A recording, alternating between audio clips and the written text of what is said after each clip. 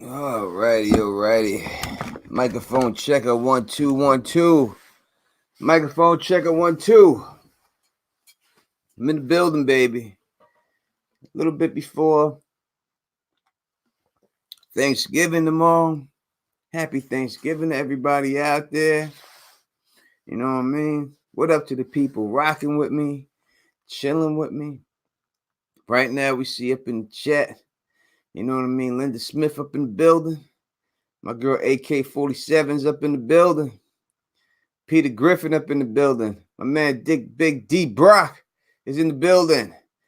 Everybody out here rocking with me the day before Christmas, Thanksgiving. Now, Vince Harper. What up, baby? Just figure I'd just come on here real quick. I'm going to wish everybody a happy Thanksgiving. You know what I mean? I hope everybody is chilling with their family or chilling with the people they want to chill with. KC up in the building. What's up? Everyone chilling with their people. You know what I mean? Chilling with the people you want to be with and stuff like that. Having a good time. Jasmine B, what up? Hope everybody's up here. Red Oak, what up, baby? What up? What up? DJ, what up? Hope everybody's chilling. As always, Thug Mug is in hand.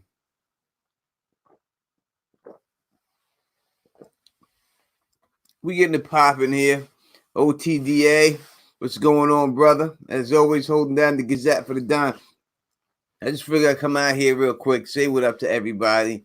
Man, I really don't have nothing planned here or anything else. What up, Chrissy? She's up in here rocking with. I don't really have nothing planned. I mean, I could probably do something for you. You could probably make this a little bit more, make this a little bit more professional. I could probably say something like that, What up, Sergeant? What's going on, man? How's everybody out there? Hope everybody's chilling. As I said, you know what I mean? All that. Usually it's bad. I should probably brought somebody on here, something like that. Fritz Mo's ready to eat tomorrow. Yes, we gonna eat tomorrow. We taking the diet off. You know what I mean? We definitely doing our damn thing with the turkey and everything else. I got the collard greens ready to go. I seen a gray area on Twitter talking about she getting ready for her greens, and I'm thinking to myself, she ain't got no fans who know what greens are. You know what I mean? And she ain't got no fans who know what I know what greens are. And I don't know if she really know how to make them right. You know what I mean? I don't know what it is. AK, you want to get on with the Don right now? I'll put you on right now. You come on. I'll put you on. In fact, I put on anybody out here who want to get on right now. This is a what is good? It's real Tony. What's going on, brother? As I said, I put anybody out here on who want to get on right now. Rock for a little bit for this Thanksgiving stream. What you gotta do is put in the comment section. You know what I mean? That you want to get up in this piece. And I'll put you up on here. We're gonna stay on here too long, you know what I mean? We're gonna stay here long enough though.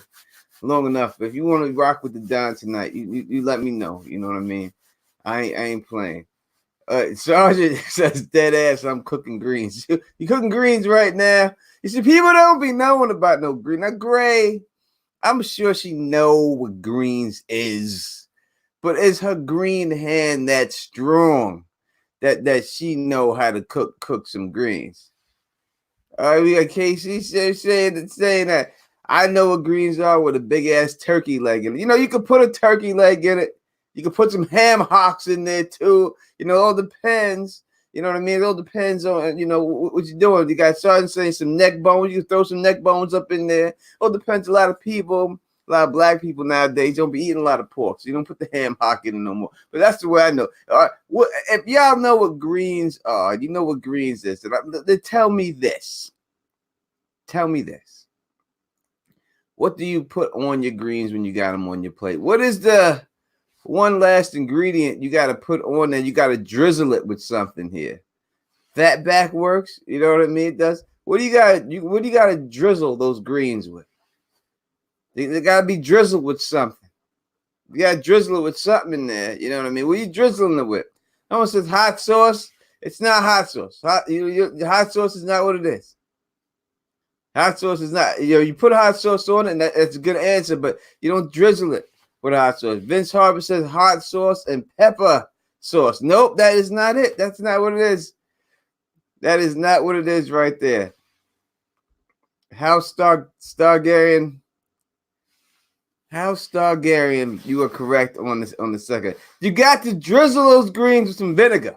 All right, you got to do it. If you ain't drizzling your greens with a little vinegar on side, you ain't eating no greens.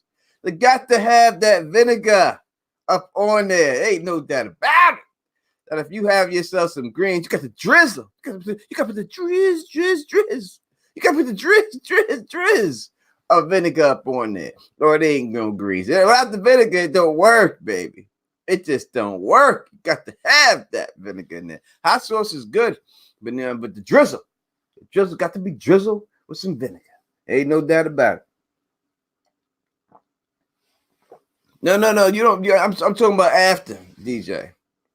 You put vinegar in the pot cooking, but you got to drizzle it. I don't have to have. Do I have a Teflon cooking channel? I have to put some cooking stuff up here. I'll let you know what's going on.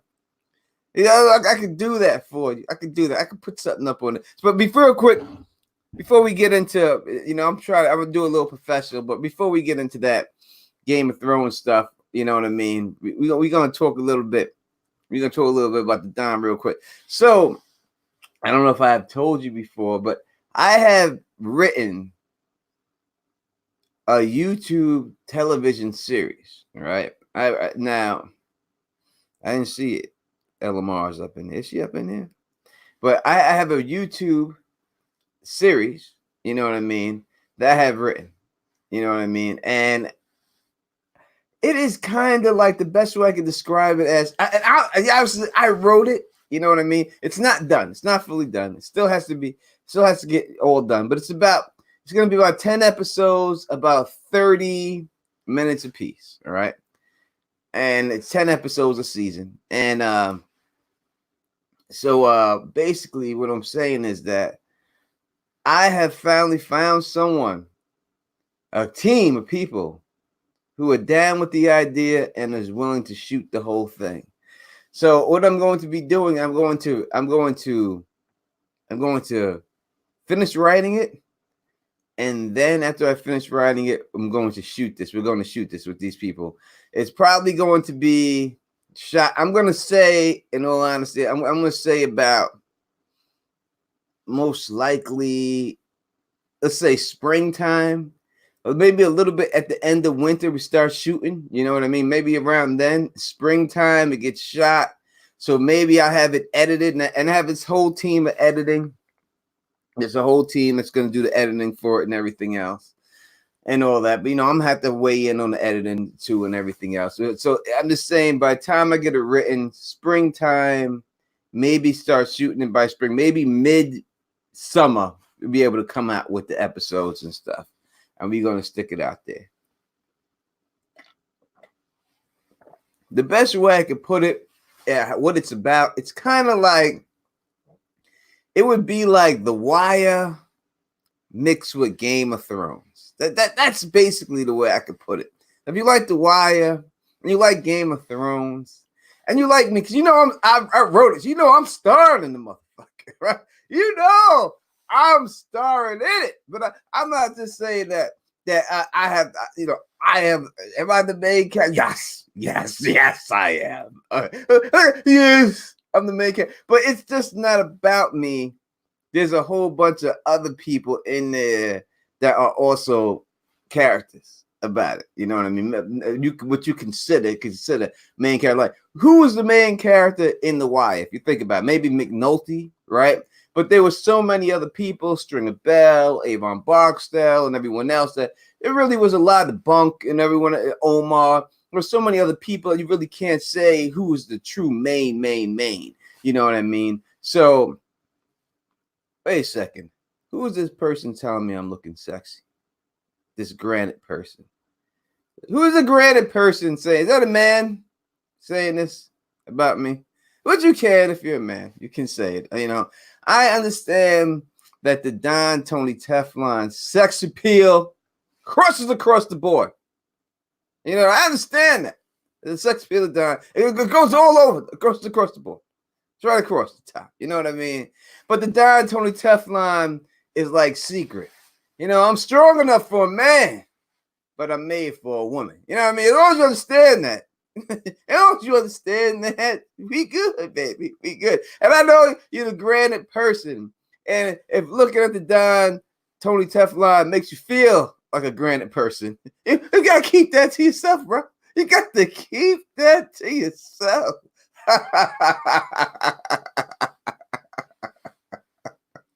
You know what I mean? You know what I'm saying?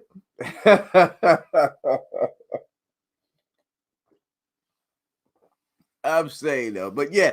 Anyway, what I'm saying is that you know what I mean. What I'm saying is this show I'm very excited about because I always wanted to do this show, right?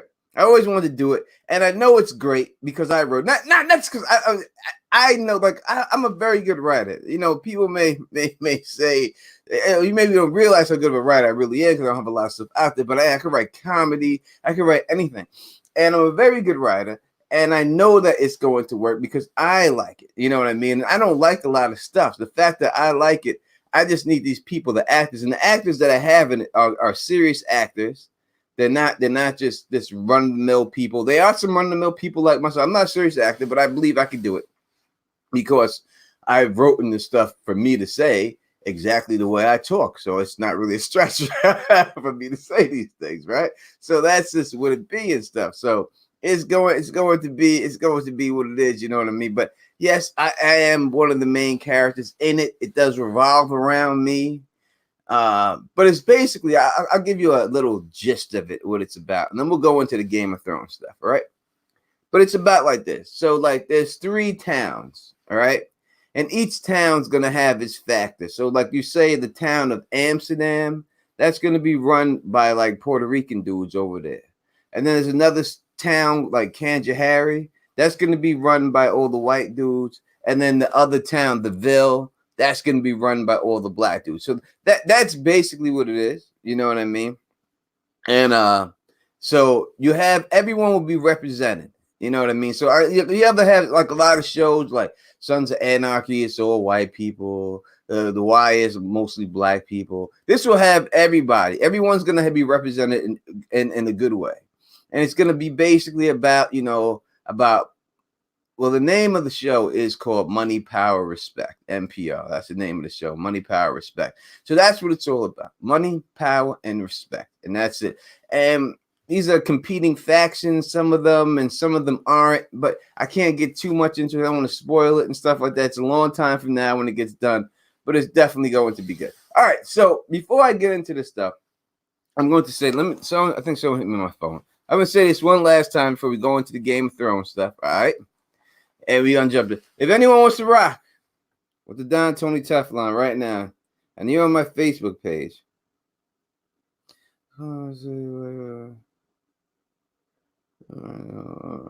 is that? Oh my gosh. All right. If you want to rock with me right now while we get into this thing, let me know right now. If you don't, I'll just do it all by myself because I can. That's the way I do. If you want to rock with me right now, you want to get on for Thanksgiving, you know what I mean? Get in the giving mood. Just let me know in the comment section right now. If you're my personal Facebook friend, I can put you on there or something like that. John Haymaker, what up? Tim from the basement, what up? Peter Griffins, what up? But you know what I mean? It's gonna be a good show. There's a lot of interesting plot twists in it that I don't think anyone will see coming when it happens. It's going to be gritty. It's going to be ill. It's going to have a little humor in there, but it's going to be hard. That's the best way I could say. The show is going to be hard. It's going to be hard. And you're going to see, like, if you like watching documentaries about people making up drugs and smuggling stuff and doing things in like that, then you're gonna love it. You're gonna love this, because trust me, this is what it's gonna really be. It's gonna be real deal stuff, and a lot of some of this stuff, you know what I mean, that happened to me. You know what I'm saying? So it's been in my life for people I know. So a lot of stuff is real stories. I mean, not real stories. Don't try to get me bagged up or not. You know what I mean? But we'll see what it is. All right. So AK47 says she wants to jump on. So we're gonna bring her in. We're gonna bring her in.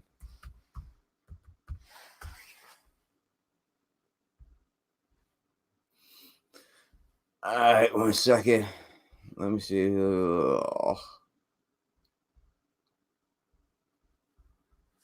Do, do, do, do, do, do, do.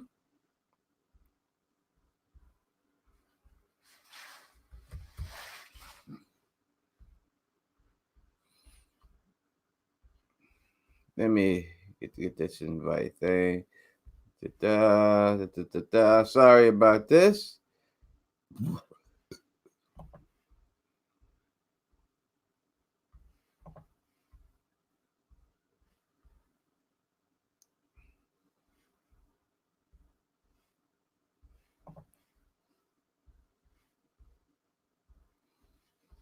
All right.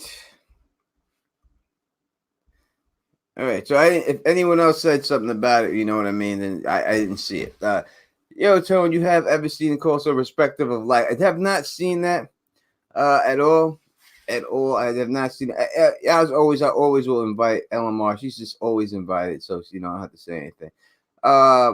You put the Asians in Flushing instead of Puerto Rican. So Jabba the Hutt. So he says and put the Asians Flushing. I would love to put the Asians in Flushing, especially because I have.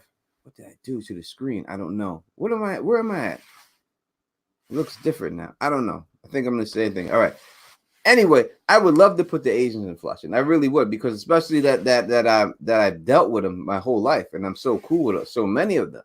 You know what I mean? But there's just not enough Asians out here for me to do that right now. So I do want to put the Asians in there, and I think I will. I know how to do it, and I'm going to tie them in, especially the ones from Flushing, because I could tell you. I'll tell you a story before people get in here. Bridge 4, you want to jump in here? You scared to jump in here?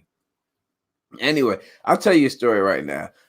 There was one time I was cool with a bunch of Asian people, mostly Koreans. I was cool with, and there was a mafia group of Koreans called the Fu Chan. Right? There's a lot of Asian groups out there, the White Dragons and everything else, and there was a bunch of them. You know what I mean? And dude Johnny O used to run stuff out there, but there's these dudes Fu Chan. I was cool with them, right? And there was a bunch of dudes, Kyung, Young Jay, this girl G I knew. There's a bunch of people out there right there. You know what I mean? And so one time I was chilling with them. And I remember when I was chilling with these dudes, I went to this Korean restaurant, and I seen these dudes do everything that you ever heard of them doing. I heard them doing it. You know what I mean? I seen them do it without a doubt. Anything you ever heard, people walking into stores and coming out with envelopes of money, I've seen it firsthand, straight up. It really does go down. Don't think that don't happen. It really, I watched it. So I see them go into restaurants and sign Fu Chang on the bill. Let's order everything out in the restaurant and just put Fu Chang in the bill and walk out straight up. You know what I mean? Over and over again. I've seen dudes who would die longs come up, walk through Chinatown, and little kids come and put a cigarette in their mouth, and as soon as it hits their mouth, little kids there with a lighter to light their cigarette, right? So it was like that. So one time I was out there hanging with them, and this dude, I'm not gonna say his name right now, but I didn't have beef with him, but I was, it was a different situation, because what had happened was that this cat had he was running the projects. He got bagged up for a little while. Me and my peoples moved in, and then eventually he came out, and it was a little squabble there. So when I came out there, Fu Chang, right? So when I came out there, I was doing it. He was rolling around the block with one of his boys out there on Flushing Main Street. I was out there, and then this dude rolled by the block, and I seen him. And I was like, "Oh shit!" And I was about to take off and run, because I was unprepared. I didn't really have anything. And this dude, I knew he see me, so I was about to take off and run. And my man was like, "Where you going? Where you going?" Like that. And I was like, "I can't stay out here." Got beef. He's like, "You don't go nowhere. You don't go nowhere. You don't go nowhere." Like that. So I just stayed where I was at. And then soon enough, this dude came circling right back around the block, and he jumped out the car and was like, "What's up? What's up, Tone? What's up?" Like that, and jumped right out. And I thought I was got right then. I really thought, in all honesty, that it was over for me. I was like, "This is it. It's over. It's ending right now for me, right here." And then they came approaching me, and then my man came over there, and he's like, "What's going on, man? What's going on?" You got a problem, man? You got a problem? Like that. And these dudes looked at this dude and they were like, oh shit, no. And they knew his name. They were like, no. We got no problem. He said, you got a problem, my brother Tone? You got a problem with Tone? And they were like, no problem. So, no, we have no problem at all. And they jumped back in their car and bounced. And I was like, what the fuck was that? How the hell did that happen? And I looked at him. He goes, oh, they don't bother you. They know better. They know better. They know where they get their guns from. They know where they get them. They get that from us. They know. He know better. He never bothered you again, I promise. Never again. It bothered me again. And I'm telling you, because people will be seeing these Asian cats out there, and you be looking at them, and you like, they ain't the most muscular dudes, and they don't look like the toughest dudes. You see a bunch of black people, a bunch of Spanish people, and all. And listen, they want to know parts of these dudes because these dudes it's a different type situation. They're not just they're gonna come get you. It's a different type of way they're gonna come and get you. You know what I mean? And when you get got by these cats, there's no coming back from it, and that's just what it is.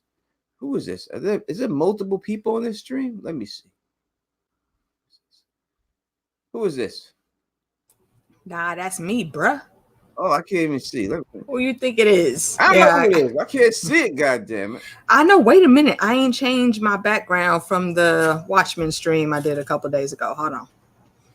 I can't, like multiple people. Well, I'm getting Dream Jack and stuff. Oh, that is the lovely Regina King, Sister Knight on the Watchmen, kicking ass and being a badass.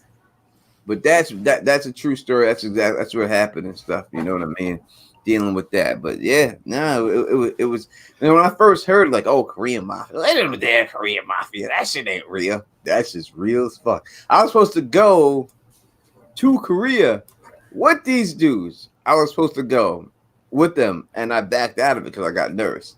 I got straight up got nervous. I just could not do it. They wanted me to go to Korea with them out there, and I was like, no. I was gonna do it in the beginning. I was with it, and I thought about it, and I was like, no. I was like, I don't know what could happen in another country. I don't know what's going on, or anything else like that.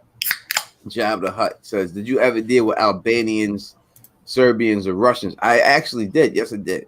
I did have a big run-in with some Russians. They definitely tried to murk me. we had some situation going on with some Russian dudes, and that's basically the story how I got to like upstate New York and stuff, because I was getting these dudes was trying to get at me to the point where it was war. Like they came in. I remember when they came into the park. And we had some money that used to belong to them, but money ain't got no names on it, ain't got no owners. You know what I mean? And we had that dough, and they wanted their dough back, and they was like, if you don't get this dough back, next time we come up in here, we're gonna start with your kneecaps and work our way from there. And I was probably like 15 years old when this was going on. These were grown ass men, in their 40s and shit. You know what I'm saying? So at that particular time, we were walking around. We had an M16, and we had that in the guitar case, and we were just walking around the park. We were a 15-year-old kid walking around the park with a guitar case with an M16 in it, because we were worried about them coming back. And we were like, if they come back, we just wetting everybody, and that was our mindset and everything else. But I'll tell that story a little bit later, another time. So we got AK-47 Raccoon. What's going on, AK? Hey, chilling, man. It's the day off before the holiday. And I'm just here. I was drinking. What you drinking? Okay, wait. Right now I am drinking the Bud Light. Not Bud Light. I'm sorry, Bud Ice. Nice. And it's about time for me to get a refill in a minute. All right. Tone was swinging through New York like Peter Parker. Well, I'm from Queens. You know what I mean? That's what it was. But it was trifling growing up when I was growing up, you know what I mean? And I grew up in a very upper middle class neighborhood, and that drama still went on. When I was like 15 years old, my neighbor had us blow up his car and paid us to blow up his car because whatever reason he did, and we did it, and we did it. And I remember he came out the next day and he was like, "Oh my God, they got me, guys, they got me." That was trying to get that insurance money. Yeah, that was my neighbor who was like, this old man who paid us to do us little kids to do that for him and stuff. You know what I mean? And that's just what it was. You know, that's a dude I seen every day. He go into electrician. He went to work every day and everything else. And that's just what it was. You know what I'm saying? Everybody got their hustle. Yeah, and everyone, and that's what you learn out there. You know what I mean? Yep. It's just what it be. You know what I mean? But you wouldn't think. You know, you see people, you're like, oh no, he would never do that. But no, he did it. He did it very well. And that's what it that's was. what they say. If you can make it in New York, you can make it anywhere. Oh yeah, Forest It's Hill. always something to get into. Jabba the Hutt. He showed Forest Hills. Let me tell you about Forest. I used to go to Forest Hills and go to Beefsteak Charlie's. You know what Beefsteak Charlie's is, Jabba the Hutt? You know what Beefsteak Charlie's is, Jabba? Do you know what Beefsteak Charlie's is? I used to go to Beefsteak Charlie's. That was like my favorite restaurant out there right now. Oh, we got a $5 donation. Alexander Super Wilson, chats. appreciate that. Super chat. Just make a video about hood stories. People want to hear the truth. About who's the hardest dude from Queens. Oh yeah. That was on Beefsteak Charlie's on 71st and Continental. It was out there. There's a movie theater right there out there too. What was the name of the movie theater? The movie theater. I forgot about the movie theater. I can't remember the movie theater. I should know this name too. I think it was. Yeah, I ain't stay out there. I can't help you. The UA Quartet. I think that was on Main Street. You know what I mean? But Beefsteak Charlie's right on 71st. It was right on. It was right by the train by the Long Island Railroad. It was over there, right by there, right over there. But that's why he's. I used to have beef with dudes out there.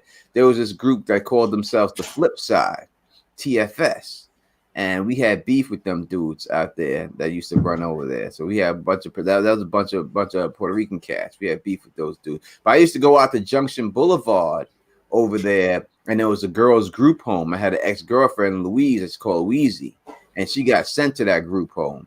So I used to go over there to that on Junction Boulevard over there by Left Rack City, and I used to go pick her up and everything else and all that.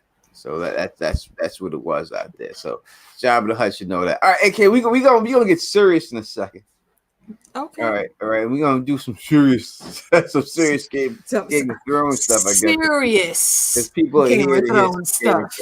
So what I'm gonna do is I'm gonna see if I can pull this off. Because I don't know. We'll see if I can. I'm gonna pull up a video I just did recently because I'm thinking that most likely I can't get flagged for it because it just did it and it didn't get flagged.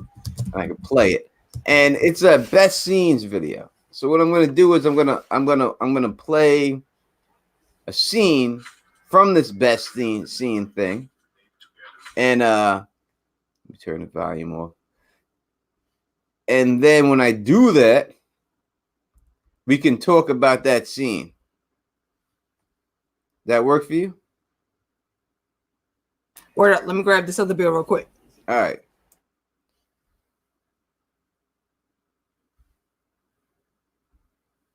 All right. That's how we're going to try to rock it right there. You know what I mean? So, let's gotta go back here real quick. Let me see the screen share. Share screen. Let's find a tab here. There we go. Share that. Don't know. Share. Let me see. Share shouldn't be sharing it right now. We're not. All right, that's what's going to share. All right, let's get it. All right, so it's the first scene we're going to share. After the scene goes on, we'll talk about and see exactly how you felt when this actually happened.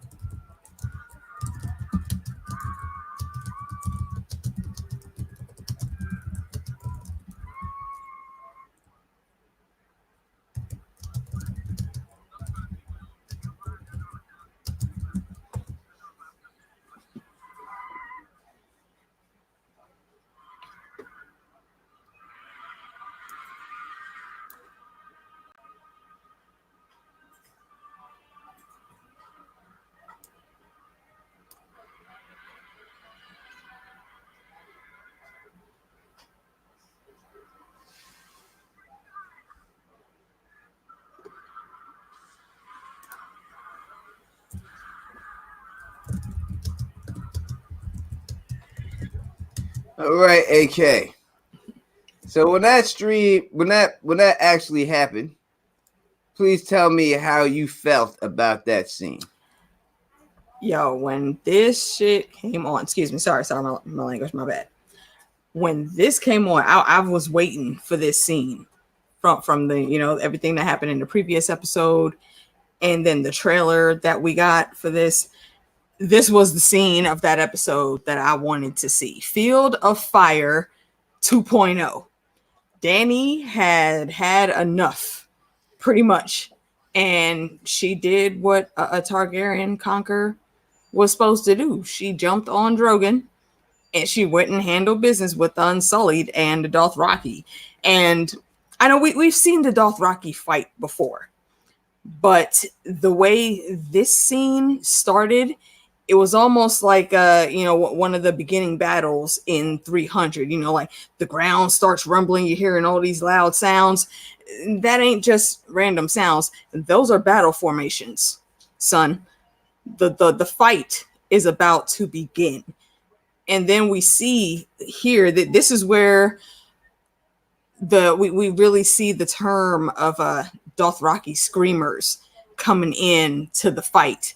And these boys, they're riding. We know way back when Maester Luwin, I think he was telling Bran that Dothraki boys learn to ride on horseback and shoot arrows from horseback by the time when they're like 4 or 5 years old. That's when they start their training, and they are masters of that shit. And they showed us that when they were riding into battle, we saw like the whole front line of Dothraki. Those boys stood up in the stirrups on their saddles and aimed with their arrows. Precision was completely on point. It was brilliant. Then, the Unsullied came in, always doing their thing. We know the Unsullied are known for holding the line, and they didn't have to stand still for this one. They went in and they pushed past all the Lannisters. And then we had Dany, Daenerys Targaryen herself, the conqueror, Aegon reborn, riding in on Drogon. And I love Emilia Clarke in this scene because whenever they did like the close-up shots with her on Drogon, and she gave the Dracarys command, her face was just like, I am done with you, little bastards. We're not playing these games no more. I'm not taking Tyrion's advice here. This is me being me. Like Lady Olenna said, you're a dragon. Be a dragon. And she went out and she did the damn thing. Yeah, I loved every minute of it. I gotta agree with you on that. This was a great scene. I was looking forward to the Field of Fire. It wasn't the true Field of Fire like that happened with 3 dragons. No, of course not. It was only 1 dragon, so it wasn't that. But it was, we want to say 2.0. I can go with the 2.0 on it. But it truly was like the first time you seen Daenerys' dragons unleashed in Westeros. Like you've seen exactly what could have happened to an army if she went ape shit. You know what I mean? And that's exactly what she did. She went ape shit in this scene, and she just wasn't happy. And when you see the Dothraki's charged, first you're like, that there's no way that the Jaime Lannister, they have no way to survive. You're like, what are they gonna do? But when that Drogon comes in, this and just swoops down because they show that mercy, and you're just like, that's it. There's no wins here, boss. It's over. It's over right there when that happened, because it was just a done deal. You know what I mean? It was just straight down, and that was it. So without a doubt, it's one of the best scenes. One of the best scenes of the series. Of the series. Not just the season, the series. No, that's what this is. This best season of the whole series. It definitely was. I mean, Bronn, someone said they thought Bronn was gonna die. Bronn, I don't understand how he didn't die. I don't understand how either him or Jaime didn't die. All right. That part was Let's break that down. Yeah, that was terrible. The Jaime Lannister end scene was terrible. I have to say that was, there's no way that actually happens with that armor on. And where did this pool of water come from that was that deep when his horse was just galloping on it and it was only up to the horse poop? And all of a sudden, from the horse back, right? So he went from the horse back from that hooves. He got pushed off the top of the horse and all of a sudden dropped 50. There was a 50-foot drop there. 50 foot where he wouldn't get burned like that. I mean, not even. He should have been in a. It should have been a baby pool of water there, like a baby pool. You know what I mean? That's it. It honestly didn't even matter how deep the water was. He did not move quick enough to not get burned. This is not regular fire here. This is dragon fire. He, first of all, you idiot, don't charge a dragon with just a freaking spear and a horse. What were you thinking? Drogon wasn't down for the count. He just had a spear in his shoulder, and Dany was getting ready to pull that out. He can still move his neck. He can still come after you. Bronn jumps in and supposedly pulls him out the way. But again, this is dragon fire. The whole of that water where that fire went should have been boiling. There's no way either one of them should have survived. Never mind, Jaime is wearing full plate armor. And this is not just regular armor that like you can buy on the Street of Steel in King's Landing. This is castle forged armor. He's a Lannister. You know that he has some of the best people making his armor. How did you not drown? Let's say, okay, fine, you escaped the dragon fire. How did you not drown and you and Bronn ended up a mile away drifting down this random stream? That plot armor was thicker than Jon's in the Battle of the Bastards. It made no sense. Yeah, it was because, listen, if you go in the pool with some dungarees on, right, with just some jeans, you get pulled down. Hard to get out. You know, let alone armor. You know what I mean? Yep. These get some jeans, it's hard to get out. But then to float all the way down this river out of nowhere. Undetected? How, Sway? It makes no sense. Yeah, it's no way that should have happened like that. That was a bad part about that scene. But overall, it was one of the greatest scenes in all the Game of Thrones. So we're gonna go to the next scene right now. Oh, all right, bring it up.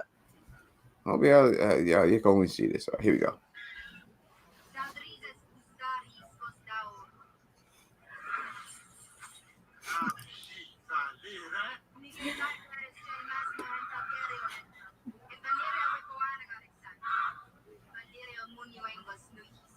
Mm-hmm.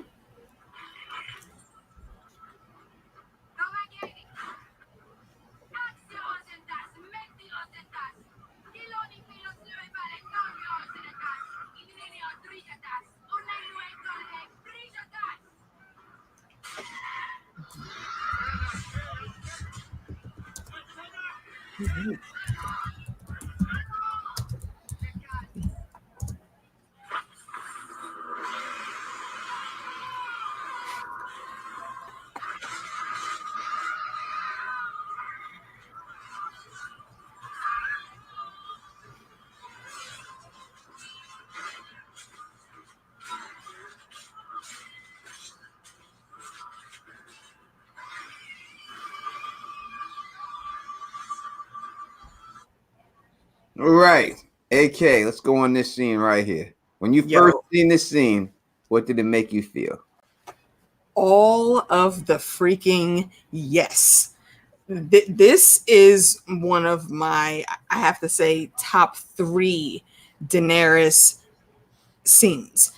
And I believe, I could be wrong, you know, y'all in the comment section, Del Bento, I know you in there, you're the music guy.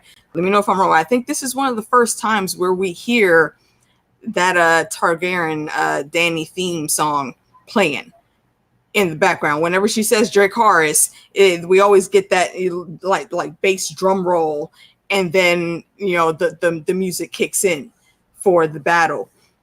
This right here, this was one of those scenes where it was like in Harry Potter when Harry got supposedly expelled from school and Uncle Vernon was just standing there like, yes, justice.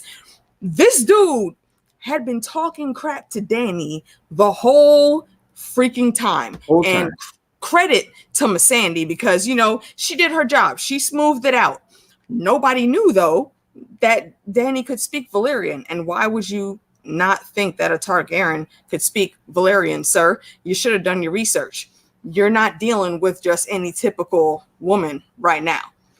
And Dany, she totally KO'd him. She came in, she did her thing, and everybody thought she was crazy. Barristan and Jorah both tried to tell her you shouldn't be doing this and this and that, and she pulled them both aside, like, I like y'all. I appreciate the help that you've given me, but if you ever freaking correct me in front of company again, I will smash both of you in the face. And she was absolutely right to tell them that. Now, they didn't know the plan. They were genuinely worried about her. I get it. But you have to, if you choose to follow someone, you have to trust in their judgment. And Dany played this out perfectly. Perfectly. She let him think that he was actually going to get the dragon. And, he's sitting there like, tell him to calm down. He won't come. He won't listen to me. He's supposed to be mine now. And, you just look at her face and she's like, well, speaking of things that are mine, that, this army is mine right now, right? Like this here means that I own all of them, right? And he's like, yeah. And then she starts speaking Valyrian, and the look on his face, it's like you could almost tell where he knew things were about to get real and that he tussled and insulted the wrong one. Yes. And what happened? He got that Dracarys, and he freaking deserved it. Yeah. No, when he sits there, he goes, there, chef, you speak Valyria? Yes. Right there. I am from Valyria. His ass was out. There, chef, Valyria. And then the way she just spills the whole shit out after. I'm like, hold on, I'm Daenerys, so much Hungarians. I'm from the House of Old Valyrian. And then just when she starts telling the Dothraki, I'm sorry, he killed the bastards. That is the first time when I seen that scene. I used to argue with Charlie at Westeros all the time. And I used to be like, there's no way that this chick could take over this whole Seven Kingdoms. But when I seen her do that, I told Charlie, she might be able to do it. Yeah, you course corrected on that. You had to. You had no choice but to course correct on that. Because that was some gangster, and this the intensity in Emilia Clarke's voice when she pulled it off, and everything else. It was just Sarah Kay up in the building. It was just like she was just I just seen her. I was like, oh, this chick ain't playing around. Look, you saw the look on that dude's face. You saw the look on Jorah and Barristan. Even Missandei was sitting there with a little smirk on her face, like, oh, okay, yeah. She had that definitely hanging with this chick. Yeah, because that dude was like, oh, this chick's got a nice ass. She's got a nice little curve in the booty. Right, called her a whore 10 times. Like, bruh, word? And now he knows. Because listen, how many people out there have gone to get your nails done? Your ladies, you gone and got your nails done, and you heard people talking, and you know they could be talking about you, these Korean hairstyles. Imagine if you could just turn around and just speak Korean. And all of a sudden, oh, you speak Korean? And you're like, oh, yeah, I do, motherfucker. Yo, the whole shop will quiet down. That's exactly what's going on. That's what happened in this scene right then. That happened right then. One of the best Dany scenes ever. She really was Aegon. This was Aegon talking to, what's his name? Freaking Herod the Black all over again. He was too arrogant and too idiotic, and he didn't know to recognize when he lost in the situation, and he burned for it. No doubt about it. No doubt about it. What a great scene. All right, we gotta go to the next one. We're gonna go to the next one right now.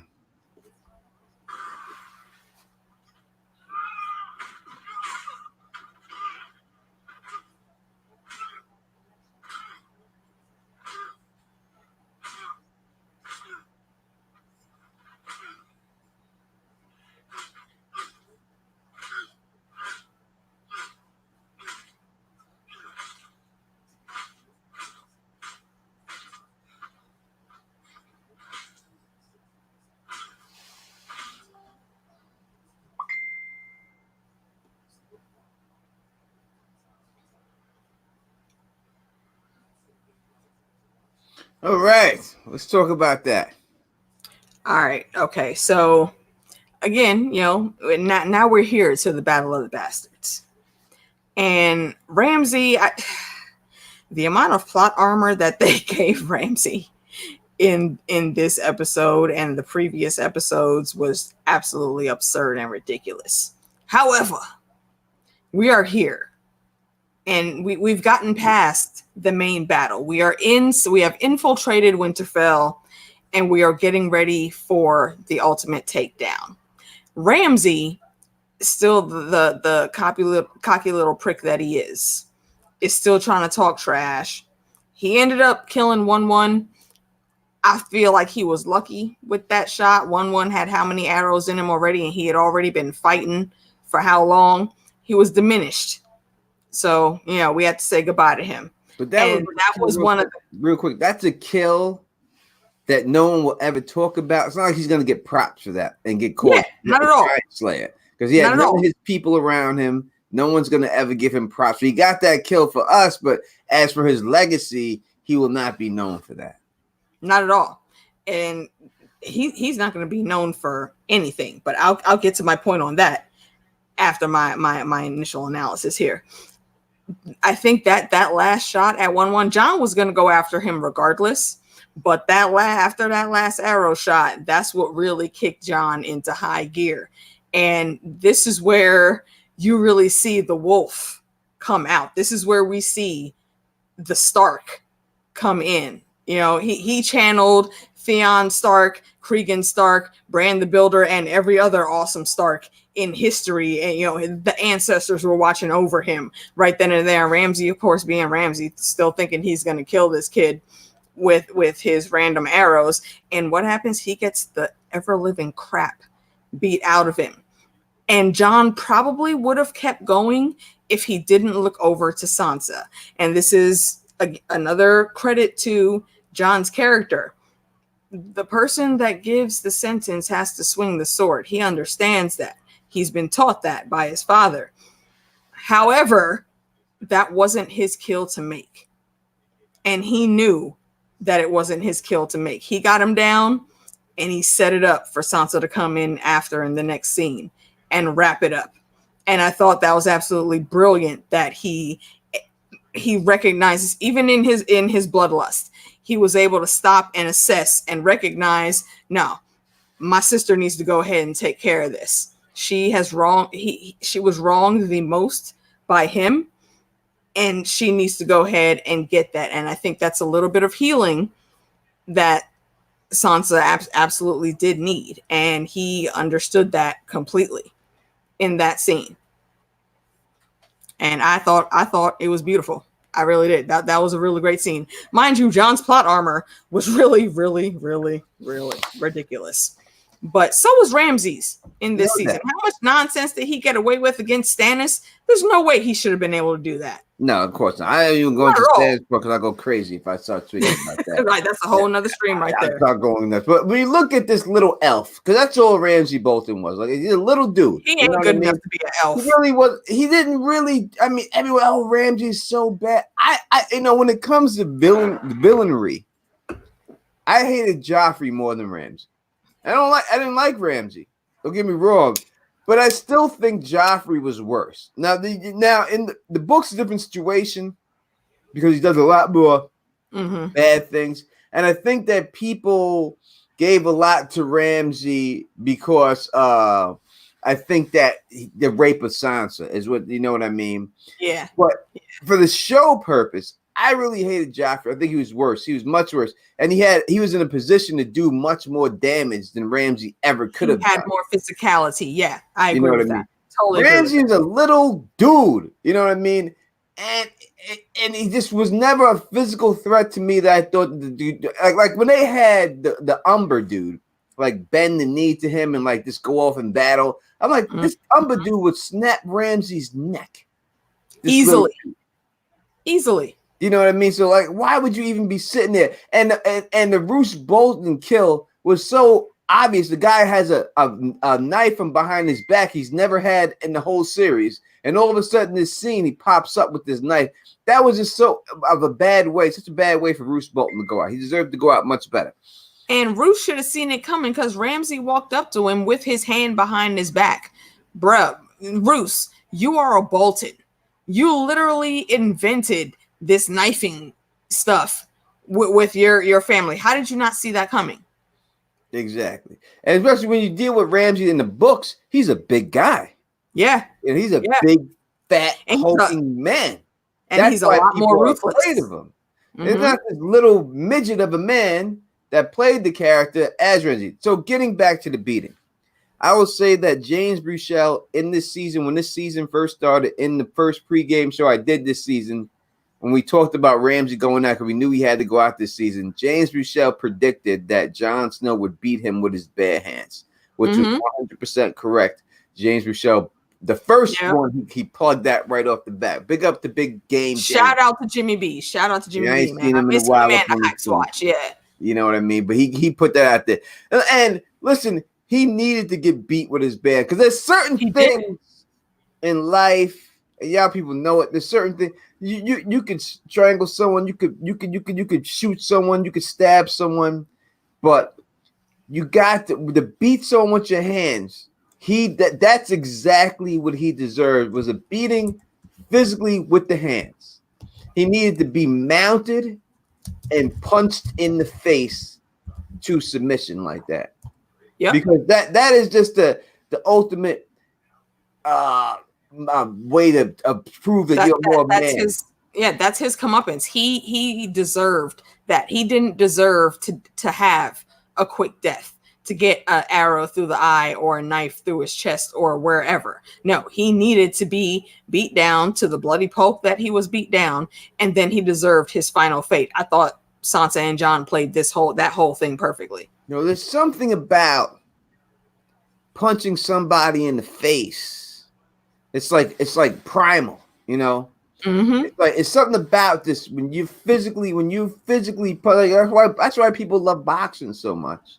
That's why every time when you were in elementary school and you heard there's going to be a fight at 3:00, be after everyone went to watch it, because there's something different about physically seeing someone just knock them and you catch them and knock you.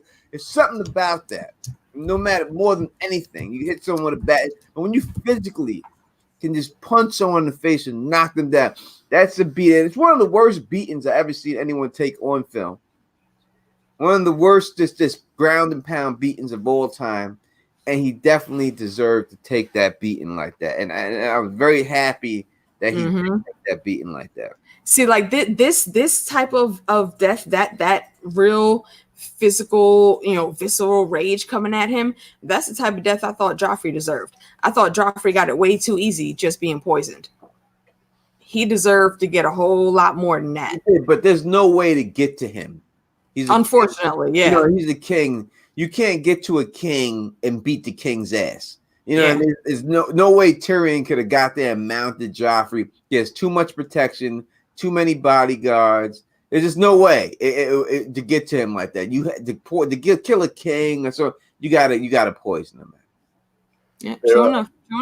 That's the only way you got. We're gonna go to the next scene, but we're gonna wait a few because I think we have another guest joining us in a second. So before we get to that scene, so we will take questions. If people have questions, we're talking. Remember, fights only last up to 2 minutes. So most fights are very fast in real life. No fights drag on, because usually if you land that shot on the one guy can take it and one guy can't. You know what I mean? And usually when you land that shot on that guy, because a lot of people ain't used to getting punched in the face. It's nothing that your body readies you for. You're not born with the ability to take a punch. Either you can take a punch or you can't take a punch. It's just what it is. So, and I know a lot of guys, a lot of big guys.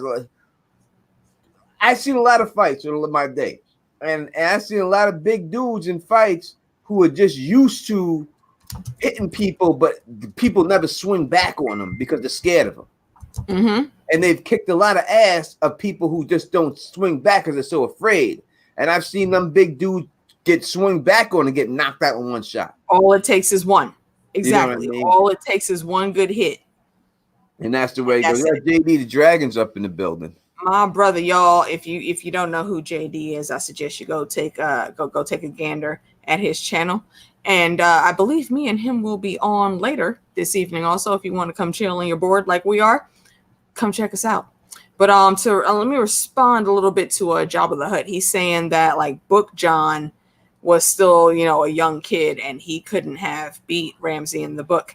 No, I agree. I don't know. It really depends on when exactly they would meet, because they haven't ever met each other in the book. And John's at the beginning of the story, John was 14, almost 15, but he's been at the Wall and he's been hardened a lot by his experiences. No, he has not faced actual cavalry in battle, but he did face off against a hell of a lot of wildlings. And living north of the Wall is very different and a lot more perilous than living south of the Wall. So I think he could have still actually in a fist-to-fist fight. I think John had a chance. I think it depends. You know what I mean? Can a 16-year-old beat? How old is Ramsay in the books? He's in his 30s, right? I honestly don't know. It depends how old. If Ramsay's in his 30s and then John is 16 in the books, he's younger than Domeric, isn't he? Yeah, he's younger than Domeric. Is he younger than Domeric? Yes. I feel like he's younger than Domeric. I don't know if some 16-year-old could beat a man in his 30s. I think that, this is not tennis. In tennis, a 16-year-old girl could beat a grown-ass woman. But in the actual fight with the men, I don't know if he would have that skill to actually. Ramsay's a big dude. You know, he is. I'll give you that. True enough. You know what I mean? He could just. You could literally just. Can he hit him and knock Ramsay out on con? Of course, anyone could hit anyone and knock anyone out. You know what I mean? I remember when I was little and back in the day. Back in the day, people don't realize baby shoes compared to baby shoes now are nuts. Like the baby shoes, I got bronze when I was a kid. A lot more, a little bit more tougher. Listen, these baby shoes will fuck you up back in the days. You hit somebody in the temple or something with that. I mean, and that's the thing. It really only takes one good hit. And I don't know. I feel like with the rage that John had in that moment, it's totally plausible that he would be able to in the moment, anything's possible. I think in the moment, anything. I mean, if I had to put money on it, I would go with the bigger Ramsay, the bigger dude in the fight, without a doubt. I've seen small dudes knock out big dudes a lot of times. I'm not that big of a dude, and I've knocked out many of big dudes. That's what I'm saying. Many of big dudes, and I'm not saying, but you have to be ready to rumble. You know what I mean? True enough. So I think that it's quite possible Johns could have got him. At Tim's from the base, you never know who got a glass jaw. That's true. You don't know. Yeah. You don't know who has a glass jaw. Yeah. Until you hit him. You know what I mean? Like me, I boxed a lot. I boxed for over 8 years straight on PAL, Police Athletic League, and you get used to getting punched in the face. When you're a boxer, you're used to getting hit. And I've been hit in the face so many times, so my nose is flat. You know what I mean? That it doesn't bother me to get in there. I don't want to get hit in the face, but it doesn't bother me like it's someone who's never got hit in the face before. You know what I mean? If you've never been punched in the face, it's a shocking moment. Like you stiffen up. You know what I mean? Some people get through it. You know what I mean? And go, but usually you get punched in the face for the first time. You're like, oh my shit, I just got punched in the face. You know what I mean? Someone really just punched me in the face. Shocking. You know what I mean? But if you're used to getting punched in the face and you just hit him, you're like, okay, now it's time to start. Let's go. And that's what it is. You know what I mean? So it all depends how it is, how Ramsay is. Ramsay in the books is a different type of person than this Ramsay in the show. True. I'll give you that. Yeah, it's definitely two very different situations to assess. Where the book is concerned, I'm honestly 50-50 on it. I think either one of them can win. John isn't no random slouch. He's got some skill fighting. In the show, I think it played out exactly perfectly for both of their skill sets. Yeah, well, listen, Kit Harington, I would think in real life could beat this guy up. Yeah, I mean they're both little guys, yes. But I feel like Kit. Well, I'll go with Kit before I go with John. Kit has a bit more bulkiness to him, just a slight bit, and he seems like he moves a bit faster on his feet, and that can also be applied to John. But again, like I said, John's been at the wall for years. He's been fighting wildlings. There's no rules when you're fighting wildlings. You learn to fight dirty real quick. Yeah, it's kind of like if you watch the movie Gladiator, and you see in the final battle with Maximus versus Commodus, right? Commodus, you see him training, and he had good training and stuff like that with his guards and stuff, but that's not the same thing as being in the arena like Maximus was. Right. You're training with your guards that will almost always let you win, regardless of whether they are stronger than you or not. So you go into a fight with any other random person and you're cocky because you think you're better than them. No, that's usually not the case. You usually end up getting a real heavy, painful, rude awakening that the way you fight isn't really up to par. Tim says, do you think sword fights last longer than fist fights? I think it depends. You know what I mean? If you have depends on the person. Yeah, if you have two skill. I mean, I've seen people in fencing have pretty long fencing things go back and forth when you have skilled person. And boxing matches could end in one punch at any time. Logan Paul. What?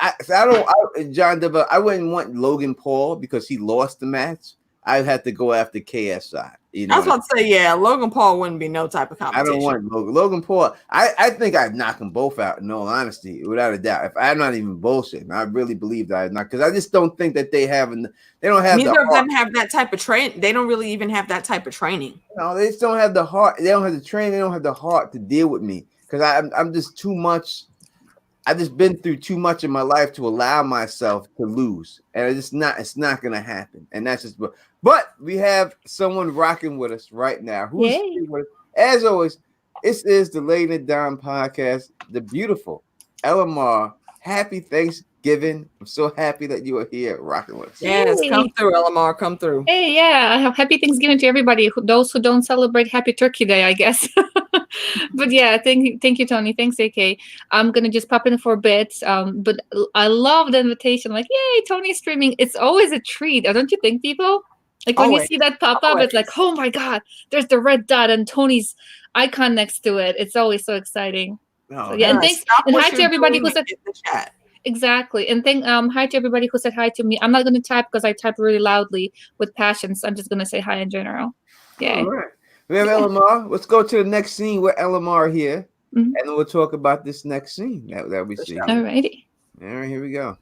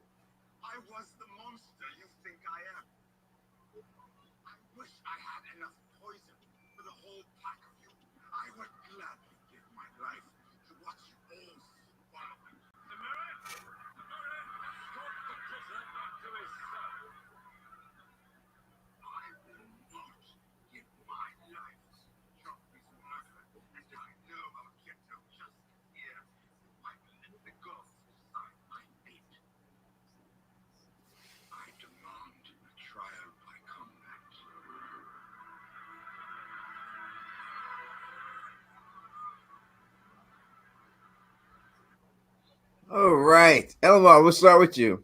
Oh my God! First seen that scene. Just tell me what you felt about it. Oh my God! I remember that shock in the scene before that when Jaime says, what is he willing to do? He's willing to give up everything that he holds dear at that moment and do as his father says. And then Tyrion completely not ruins it, but in the best way possible. I mean, oh my God, that moment, losing everything. I mean, for Tywin, right? When he does that. And yeah, that was kind of scary when he said that. I mean, I knew he's gonna be up to something. I after seeing Ned die, nobody's safe. Let's just say this way. I did not think he's safe. I did not want him to die in any way, anyway. But I'm thinking at first, like, he's not gonna die. But I'm like, wait a minute, what about Ned? He didn't, look like he's gonna die either. And there he goes. So I'm like, crap, I don't want Tyrion to die. Yeah, and that was powerful, and I felt it, like, for that split second, it was worth it, to scare that. But I guess he kind of regretted it for a split second after that, probably in the cell, when he was like, okay, what am I gonna do now? What's gonna happen? Yeah. The AK? Yeah, I applauded Tyrion on this scene.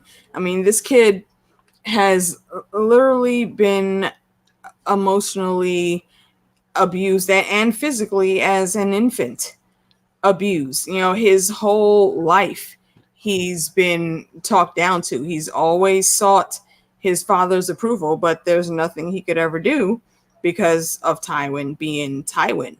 And when it came to this, he had just had enough. Everything that spilled out of his mouth was absolute facts. He wasn't on trial for Joffrey's murder. No, there's Cersei just had always hated him, so he made a good scapegoat for her to blame. Tywin always hated him because he, same as Cersei, he took Joanna away, and he's a dwarf, and he was absolutely right to say that he's on trial just for being a dwarf. Because of that prejudice. Before we go on, AK, I just want to ask both of y'all this question, and you please continue after that. Do you think Tywin was lying when he was on the toilet saying, "Do you think I would have them kill you?" Or is this a ploy? Like he really wasn't going to kill Tyrion, his son. I really wasn't going to let them kill you. Do you think he was lying when he said that, or you think he was truthful and he was saying, "Listen, it was this game. I was just tricking"? Because you do see him here, like when Tyrion's going off, trying to stop him from running his mouth constantly. So you think it was just a game for him playing in front of the people, or you thought he really would have killed him? Yeah, go ahead, Omar. I think he was lying. I think he was lying because he saw something in Tyrion's eyes. That desperation, maybe not desperation, but like lack of everything. Like, at this moment, I don't care. I'm gonna do whatever. I have this. I mean, you're standing in front of a person who you mistreated their entire life, right? And they have something sharp and powerful, right in front of you. Yeah, I think he was lying. I don't think he was telling the truth. I disagree. Like Tywin said, when Tyrion did, get let out and he decided to go to his dad's room instead of going to get on the boat right away. He's a Lannister. If Tywin really wanted him dead, he could have easily handled that in all prior years. And no one would have batted an eye because it's Tywin Lannister. Like he said, and Tywin is always about the name. It's the name that lives on, the legacy that lives on with that name. He was not going to, he wanted some way to, take that brashness out of Tyrion that he's been trying to do for years. Like, Tyrion was very close to his uncle Garyon, and Garyon had issues with Tywin when they were growing up because Garyon was the jokester of the family. And we all know Tywin don't like laughs. He doesn't like feeling like he's being laughed at in any capacity, whether it's something directly towards him or someone that he thinks is embarrassing the family name. And that was the same for Tyrion. I think Tywin just wanted to, go through the steps, try to put the fear of the seven gods in Tyrion, and then he would have quietly handled it. There's no way he would have let Tyrion actually get killed, because that would have been a stain of some sort on the Lannister name. Tywin would not have allowed that to happen. I think that's why he got up and then tried to stop what was happening. I think the entire trial, I get what you're saying, AK, but I'm thinking it may be something wrong with the writing too, because, it makes sense while we, look at it from different perspectives. But I think that it was speaking of his name and how name is important. If it was really that important, he would have made the trial not even happen, because you're putting a Lannister on a trial. It's like on one side you don't want to kill the Lannister, but you're okay with having a trial for a Lannister. It's like it just kind of doesn't add up to me with what Tywin was. I mean, I get he had some power and he might have stopped it somehow, but he didn't. So I'm just wondering why he would have the trial to have this prolonged process, shaming, oh, for murder this, murder that, versus a quick death. In a way, because even being Hand and being the head of House Lannister, he still has to save face publicly somehow. So to appease those people who, I'm pretty sure all of them really didn't like Joffrey, but that was their king. That's the cover that they had to do. They had to mourn and be angry about his death. Tywin needed to appease that somehow, and letting this trial happen, then that would have been it. He wasn't going to send Tyrion to the wall. Tywin doesn't give a damn about the wall or anything, any type of help that the wall is asking for. He would have shipped Tyrion back to Casterly Rock and just kept him sequestered there. Like he said, when Tyrion was younger, if I could actually prove that you weren't mine, I would have killed you already. But since I can't, I have to let you live. So I don't see any way, shape, or form that Tywin would have let Tyrion die right here for this crime, especially that would have been against another person with Lannister blood. That's Tywin protects the legacy. He protects the name. It wouldn't have happened. Yeah, well, two things I take from this scene when I watched it is, number one is that when you're given some words on a piece of paper, the actors are given words on a piece of paper. They do give you some direction where they want you to go, but you could see that this scene is 100% Peter Dinklage. When he says, "I did not do it," I mean, you just write that on a thing. I did not do it, and people will just say it would just came out there and said, "I did not do it." But the little inflection that he puts on that word, "I did not do it," and the way he did it was just very good in his face when he did it. He was laughing at it, kind of but he was serious at the same time. It was just it was just beautiful. It was the same way that Cersei, when she asked the chick when she had her daughter, when her daughter was killed and she's in the jail cell with her, and she's like, "My daughter was innocent. Why did you do that?" And you just hear the inflection in her voice when she says that, the way it just changes. It was the same exact thing that she did there, that Tyrion did in that scene. And I thought it was just a very good acted scene by Peter Dinklage. Probably, I think, his best acting that he did in the whole show was in that one scene right there. Yeah, he's my favorite actor from all that. Actually, throughout the whole thing. I mean, they act and work with what they have, but up until then, I just loved his performances. Yeah, and then the next thing I remember about this scene is just when he says "trial by combat" and the way just Oberyn just perks up like. Did you see that? Did you right? I was gonna mention that too. Did you catch that smirk? Oberyn was like, "Oh, my time has come." He's like, "Oh, yeah." I don't think Oberyn had to contemplate anything. As soon as he heard that, he knew exactly what he was about to go do. Yeah. All that Did you know talking to Tyrion in his cell? That was just a formality. So at that moment, when you heard him say "trial by combat," did you actually right away think that it may be Oberyn?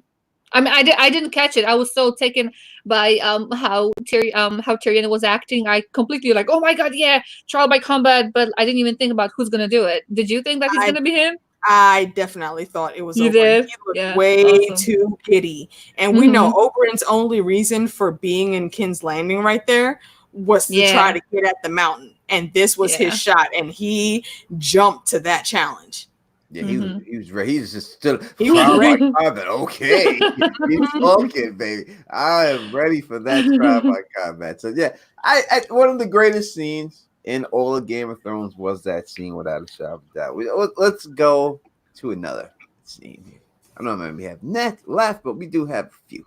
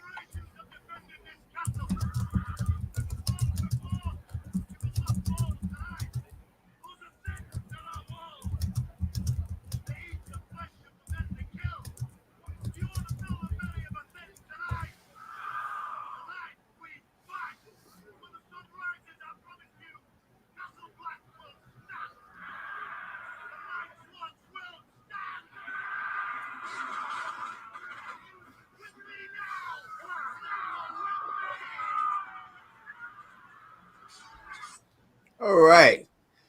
Elamar, when you first seen this scene, what did you think about Um, I wanted to know how it's gonna turn out. I mean, there's a lot of them, right? This is where the wildlings are attacking, right? it? Mm-hmm. That's yeah, that lovely scene. Um, I wanted to know how John is gonna interact with people that he actually left just sometime before that. I love the way Alistair kind of was it Alistair? I keep not I keep that's Alistair, right? I forgot his name, the commander. Yeah. How he actually admitted without admitting or kind of admitting that yeah John was right. And I just wanted I love battles. I just said this, I love battles. I wanted to see where they're gonna take it this time. I did not expect what happened after Ygritte and other things and what's his name, Janus hiding and all that lovely stuff. I didn't expect it. That was great. I think that was the scene. Was it that? I keep thinking. Yes, I think that was the scene. Yeah. Yeah. So I loved it. I loved it. I wanted to see more of a view from the wall, though. I wanted. It was that impending and waiting. What's gonna happen? That impending moment. We could see, even though I didn't see all that, I could feel it. They portrayed the emotion perfectly, and I loved it. I love battles, so any kind of battle, I'm like right on it. I'm kind of biased when it comes to battles. I love them. Yeah. No doubt. When I first seen it, like I hated this dude. I really hated him. The whole show, I didn't like him. Mm-hmm. But this was the only time that I felt like if I was a member of the Night's Watch, I would have followed this man. If I was there at that particular time, I hated him from the beginning. I never liked him. But when he gave that speech, Night's Watch will stand, I would have been there with my sword ready to fight. When he said, with me now, I would have been there with him at that particular time. And I would have definitely done. Now, he did a lot of bullshit all leading up into that, but I really think that is what I take from the scene is that, he hated to do. And that's what shows you like there's no good or bad characters. It's just all gray people. Because up until that point, I couldn't stand the guy. But at that particular time, I would have stayed. I would have fought with him. Yeah, I would have stood right by his side and fought right with him and been proud to have fought with him and everything. And it was good to see that he truly was. Truly was loyal to the people of the Night's Watch. He definitely was loyal to them and really had the Night's Watch best interest in mind. Everything he did. I don't think he liked Jon Snow, but I don't know if it was just he didn't like him because he was just scared he was going to take his position or anything. I just don't think I just don't think he disliked Jon Snow. Yeah, I definitely agree with that. This was the only time that I had any inkling of respect for Alistair Thorne. Alistair, folks that didn't read the books, they don't know why he's at the wall. He's at the wall because he supported the Targaryens during Robert's Rebellion. And this was his sentence. That's why he's always had beef with Jon. He couldn't get to Ned. So now that Jon's there, that's who he took that frustration out on. Mm-hmm. But in this scene, he was a true commander. He admitted his fault and he owned up to it. And then he went about and handled business. I think what he ended up with, how many arrows in him before they had to drag him off the battlefield because he still wanted to fight. It was a very powerful scene. And I think that is what helped truly rally all of the Night's Watch. And, once he fell, that's when Jon stepped up. Mm-hmm. And I think that played out perfectly. That's exactly what should have happened. And it was also the first true battle scene. I think this is the first one that Miguel Sapochnik did this. Miguel Sapochnik did this scene, right? Yeah. They spent the whole episode doing this battle. It's one of my favorite episodes just because of that. And they did the full cam shot.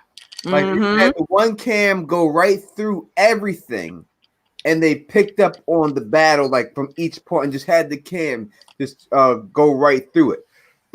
It was Sir Alistair went head up with Tormund, and he was doing work. He was doing it, yeah. Mm-hmm. My dude he's a crotchety, ridiculous old man, but he's not without skill. No, he is the arms master, the trainer for a reason. Mm-hmm. I didn't. That thing. And when I first, I mean, a lot of us who first saw, oh gosh, I keep forgetting his name, Alistair. Thorne. Yeah, exactly. John Del Vento. John Del Vento, awesome, thank you. And he actually sucked as a to train people. That was like there was no no bonds formed. I mean, they were, groups. So you're supposed to be one big group, not like, groups one against the other. But however, when it came to the battle, yeah, that dude knew exactly what he was doing. He wasn't afraid. Mm-hmm. He wasn't afraid to die. That was his, I guess, calling. I wouldn't call him best at getting people together, but he was really good at actually getting people to fight. So that I have to give that to him. I like you said, Tony, I would also be like, yay, let's do this. Seriously. Absolutely. Great. And I think, I'm sorry, go ahead. No, I'm good. Yeah.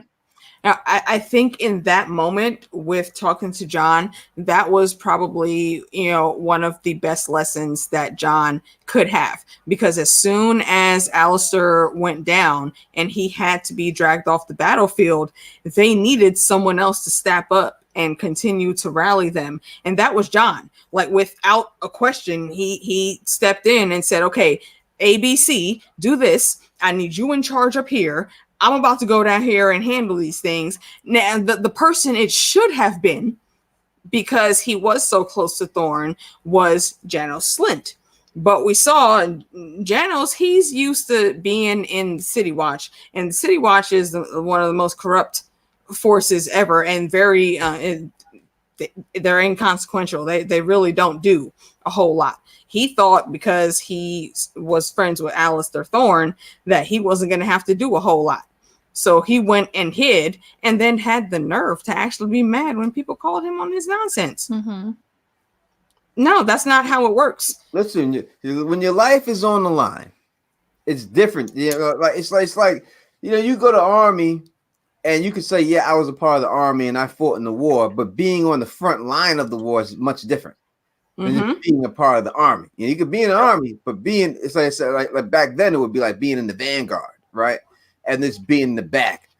You were on the vanguard when you're dealing with this right here. You know what I mean? So that is what it really was. And he and Sir Flint was not ready to do that. You know what I mean? No, not at all. It's like if y'all like when it comes to this show, I like the current events, but I really love learning and studying the history of this world. And in one of the history and lores, they were, what was it? I just lost it.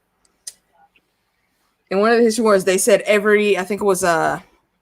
Aemon said, every man in the Night's Watch is trained to fight, whether you're a steward or if you're a cook or whatever. If a fight comes, you are expected to take up arms and know what to do. And we saw how, what's his name, the one-hand guy that ran the kitchens, he came out with that ridiculous huge butcher knife, and he was putting the work in.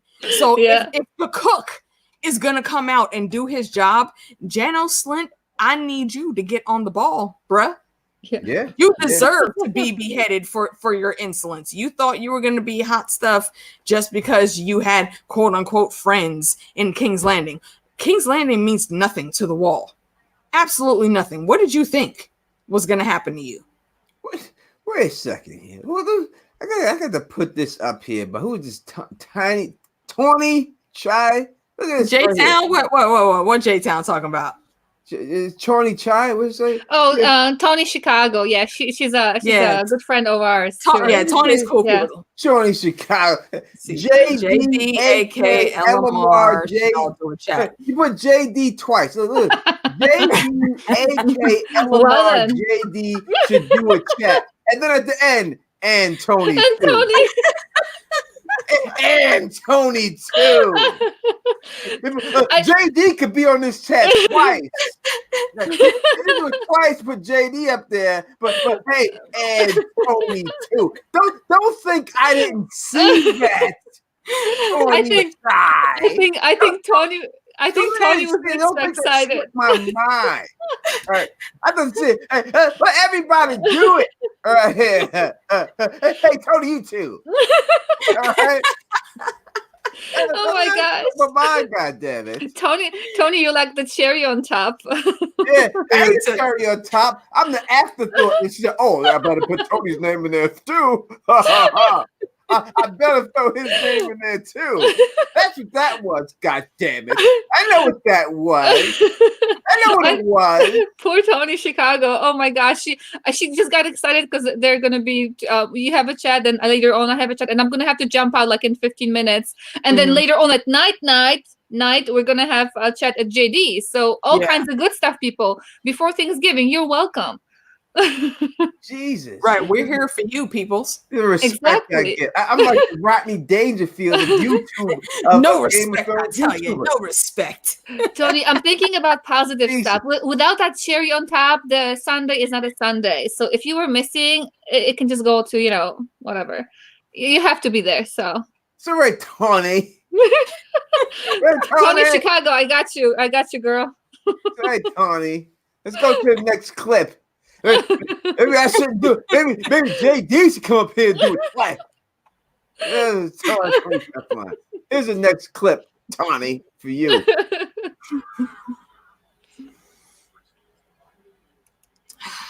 This damn scene.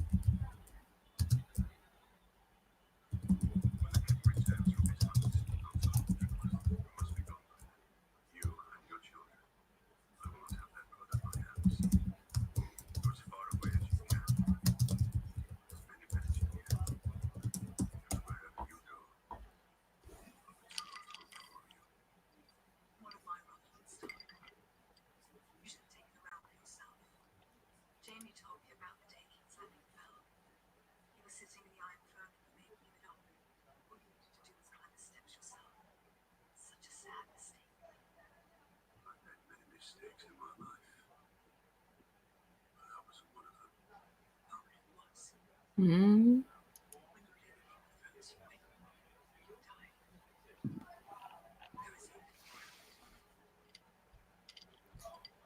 All right, AK, let's start with you this time. Son, y'all know how Stark is my house. But again, I've always said I'm not one of those, blind, naive cats. They have as much blood on their hands as the other houses. However, in this scene, damn it, Eddard, what I'm with Varus on this. And what in the seven hells, what in the weirwood net made you think that telling Cersei your freaking plan was going to work? How at this point in time, you've been stabbed in the leg by now. You've seen the ridiculous corruption going down. You are the only one playing the honor game, sir. When you come into these types of situations, I'm not saying just jump in head first and break all the rules, but you need to learn how to bend. And that's one of Ned's faults. On some things, he does not know how to properly bend. And as a result, he ended up getting broken. And this scene, just every time I look at it, I just shake my head like, damn it, Eddard, damn it. You legit had a chance. If you would not have said a thing to her, then you might have still been able to maneuver, even though Robert was going to come back and die a few hours later. you might have been able to maneuver some stuff. At the very least, you could have wrangled your freaking daughters and you know, made them get out the house if you would have held to your backbone a little bit more. You knew something was up. You knew you needed to get out of King's Landing, but you actually let yourself get roped back in. And this freaking stuff happened. And then you thought just a note with Robert's signature on it was going to save you. Bruh. Why? Indeed. LMR? Yeah, I'll just say, don't be Ned. I'm sorry. Don't be Ned.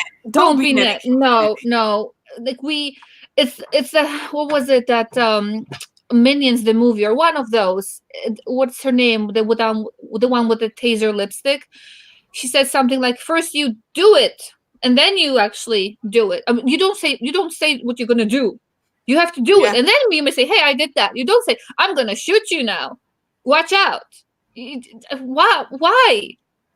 Yeah, I was like, don't you know her at all?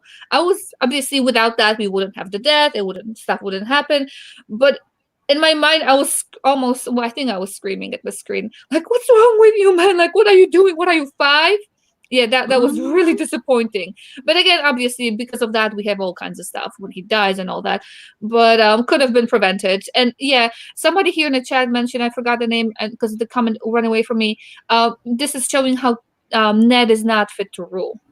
You don't do that. No.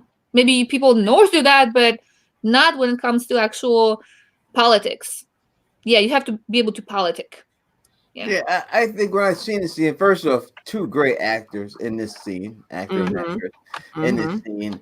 You know, you miss those interactions later on from after the scene. When you see season 1, you see how really good the show was with these quality actors that were in it. And you know, real quick, I'm gonna say this. So I do my videos, my casting of the House of the Dragon videos. And one of the commenters said in there, I'm gonna say this real quick. It was like, "Oh, Game of Thrones was great because they casted so many unknown actors." Well, I don't know what show you watch, bro. Right. But there were many known actors. Sean Bean, Charles Dance, Lena Headey, Headey.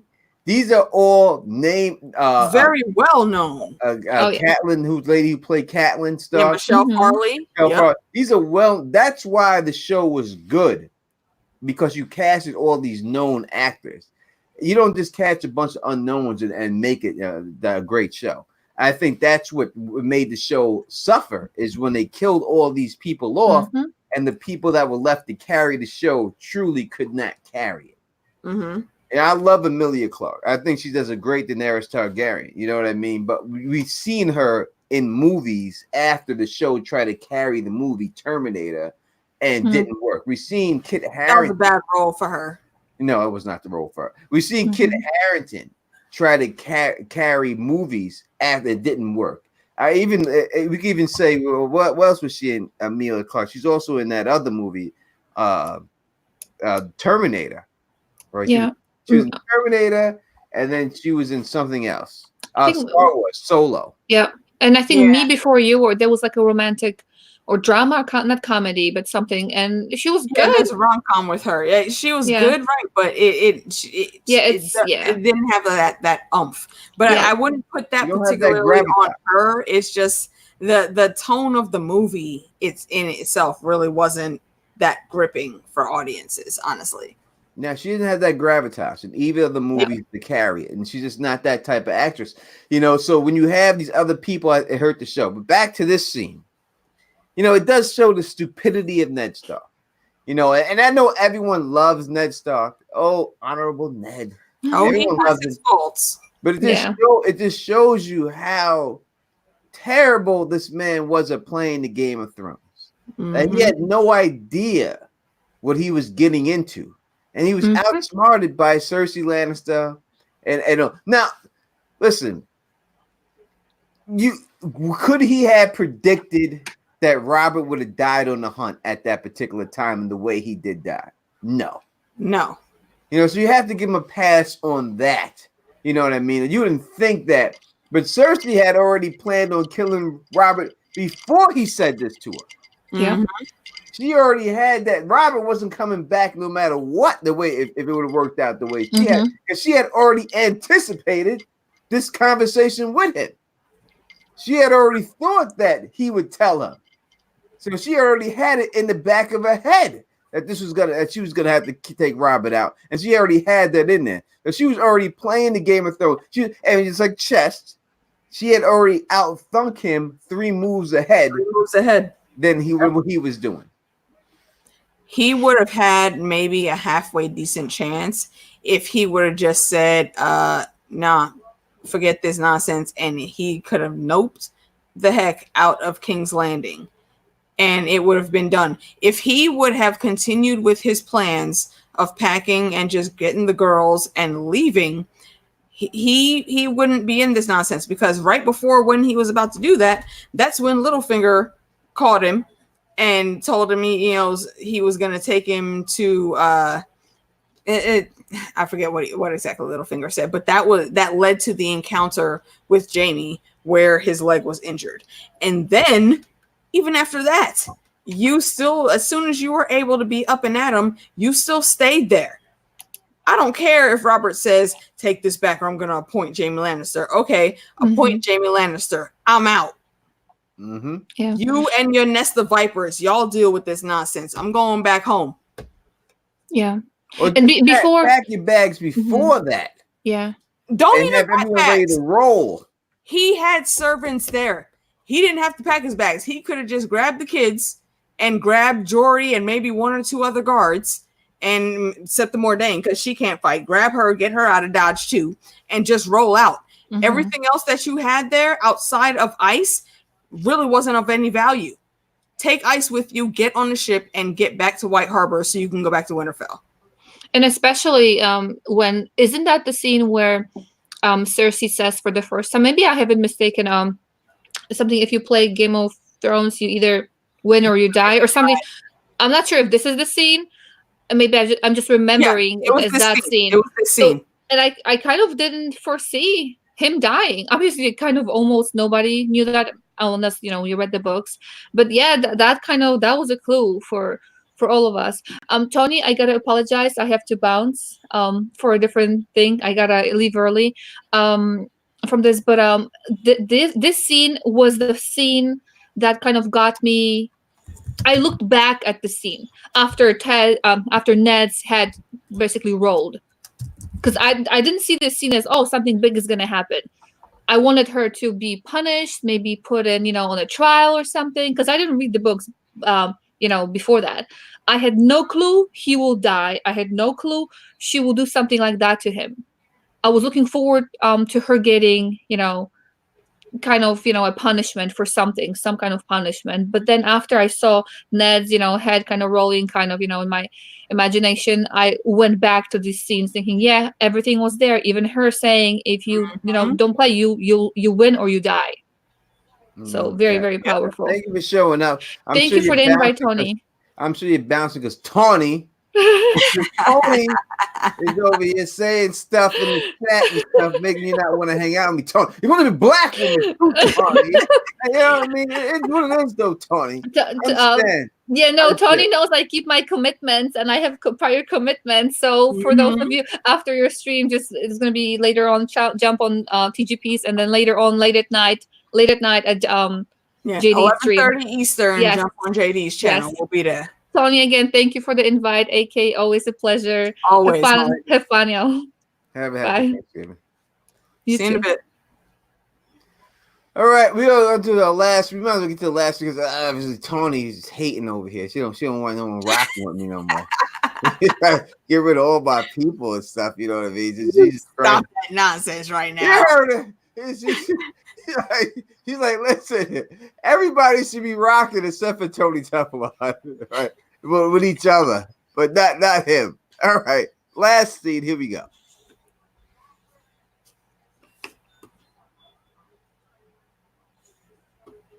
Your son was butchered at the Red Wedding, Lord Ramsay. You refused the court. You poisoned the House Stark, Lord Tubman. In their alcohol drinking. You refused the court.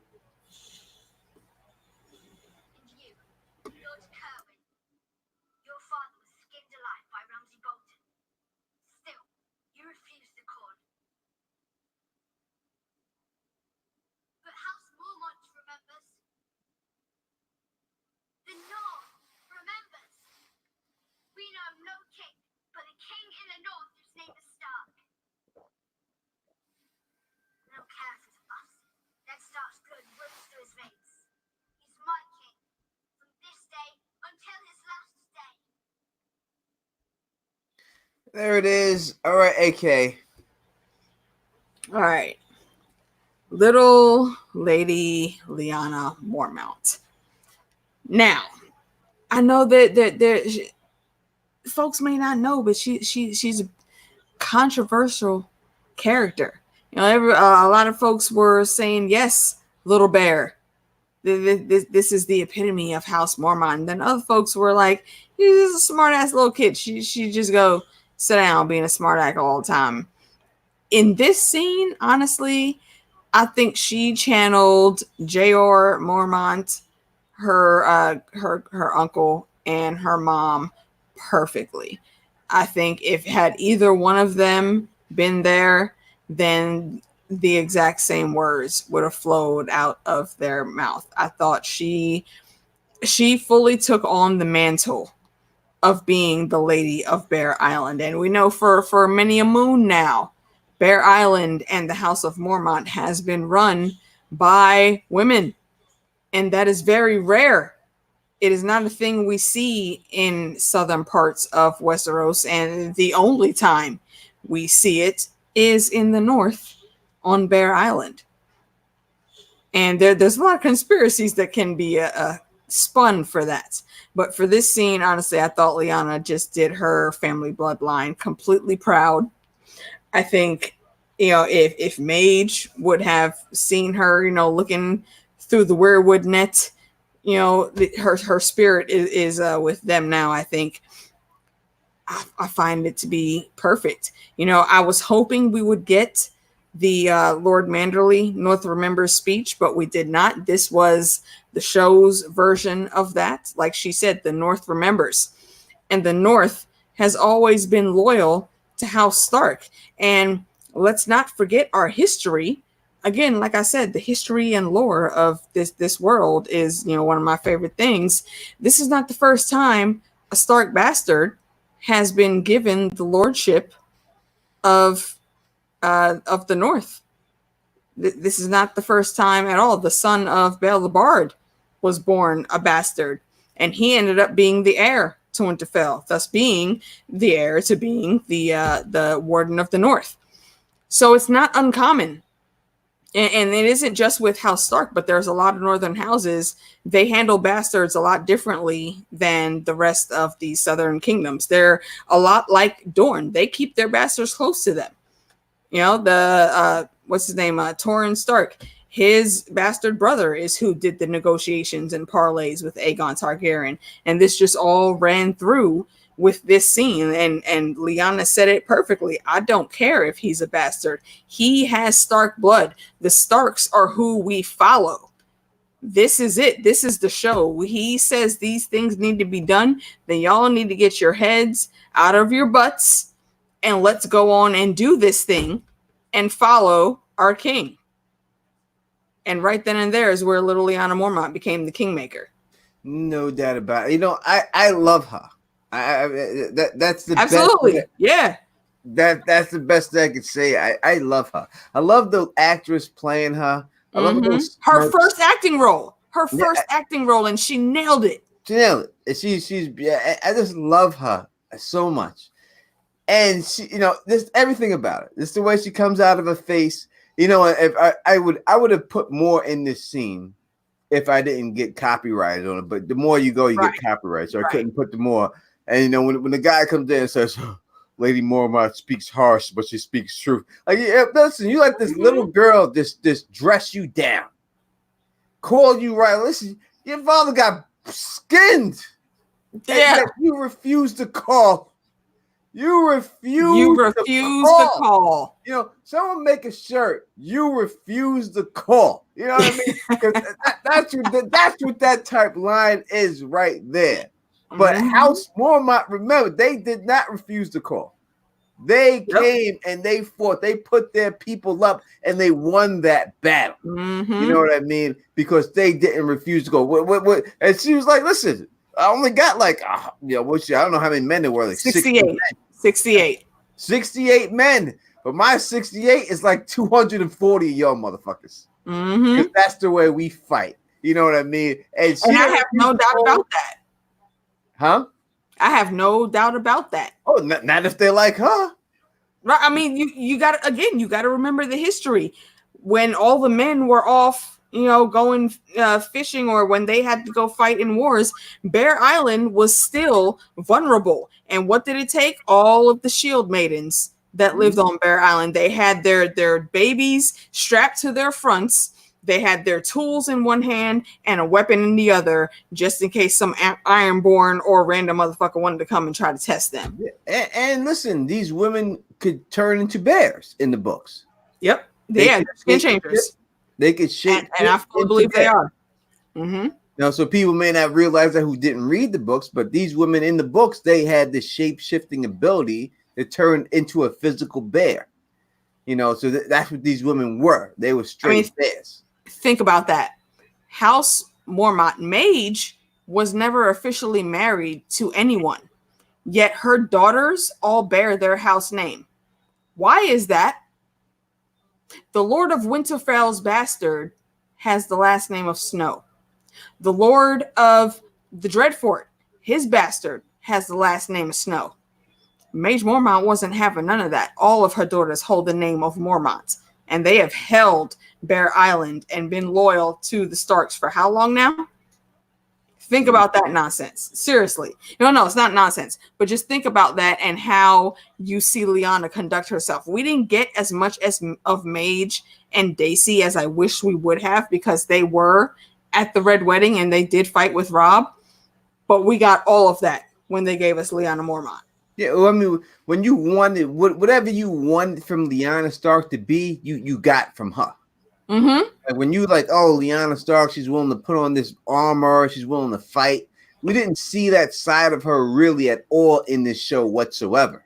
And we seen her gallop around on a horse that we knew she could ride a horse, and we seen her basically dying. But we didn't see, the in armor defeating people as the mystery knight or anything like that. But when you see Lady Mormont, you believe that Lyanna Stark truly could have been that mystery knight that defeated those men. Because you could see that this chick with her name sake actually did it. And look, listen, her dad, when she went out there and she stabbed him, she was getting broke up and she still stabbed him in the eye. And she still got up. This chick took out a giant. She's like, okay, I'm about to die, but your big ass is coming with me.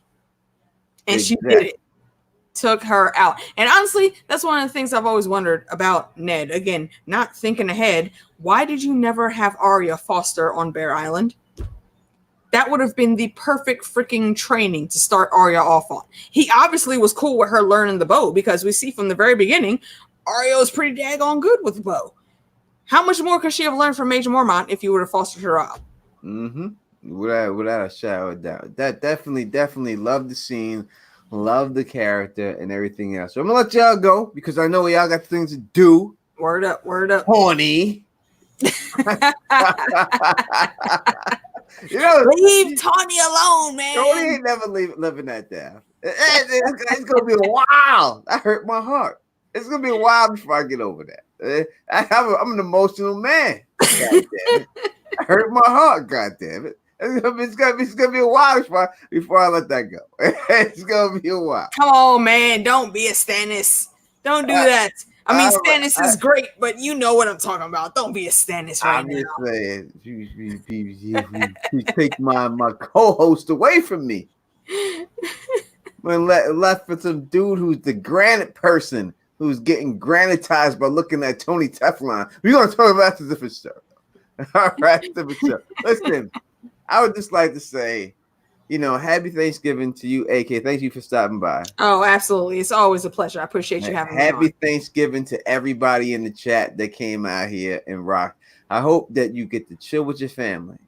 I hope that while you're chilling with your family, you don't get into any political fights. Try to get the politics out. Yeah, leave politics out, y'all. Leave that alone. Yeah, leave that alone. You know what I mean? And everything else. Leave all that alone and just love each other. Life is short.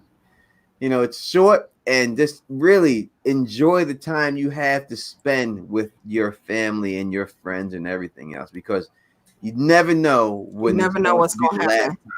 The last Thanksgiving that you spent with that person.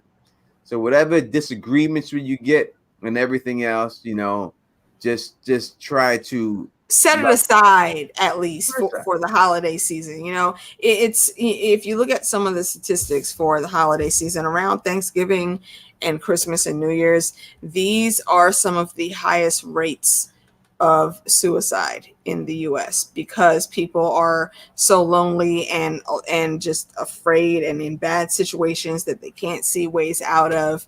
And you know, the holidays, these are times to be with family and be around folks. Like I've said before, we're humans. It's encoded in our DNA. We're not meant to be alone.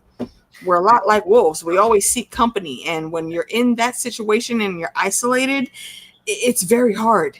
Don't do that, y'all. Drop all the beef and just go chill with your family for. And I would say this, I'm not going to say this person's name, but this 2 days ago, you know, I know a girl who's just turned 21 years old who tried to hang herself. Yeah. She did not. It's 2 days ago. She worked at my job. She tried to hang herself. She didn't succeed, and she's in the hospital right now. She's 21 years old, and she just tried to kill herself 2 days ago. Yeah, right, check so- up on your friends, man. Please Yeah. check up on your friends. So Always. you know, you got your whole life ahead of you. Even if you think that things are that bad, and you think that there's no light, you know, a 21-year-old girl, you know, younger than my daughter, you know, it's never that bad, and things are always going to get better. I've been in rough spots in my life, really rough spots. I've been homeless. I've slept on the subway. I used to sleep on the A train and go all the way up to 207th Street in Manhattan, and then switch and get on the other side and sleep come all the way back. You know Yep. what I mean? And and back then I would have thought my life would have never got any better than the guy. You know, so you know, just love. If you see someone hurting, try to help them. Try to help. Love each other. Love yourself. Love everybody as much as you can. What up to Nancy T? You know what I mean? The mother of blankets. Without a doubt. Much love to Nancy T. And I'll say, if you like the way I do this, please thumbs up this, please spread this across the realm, and please subscribe. And until next time, you know who it is. Peace and stay sexy.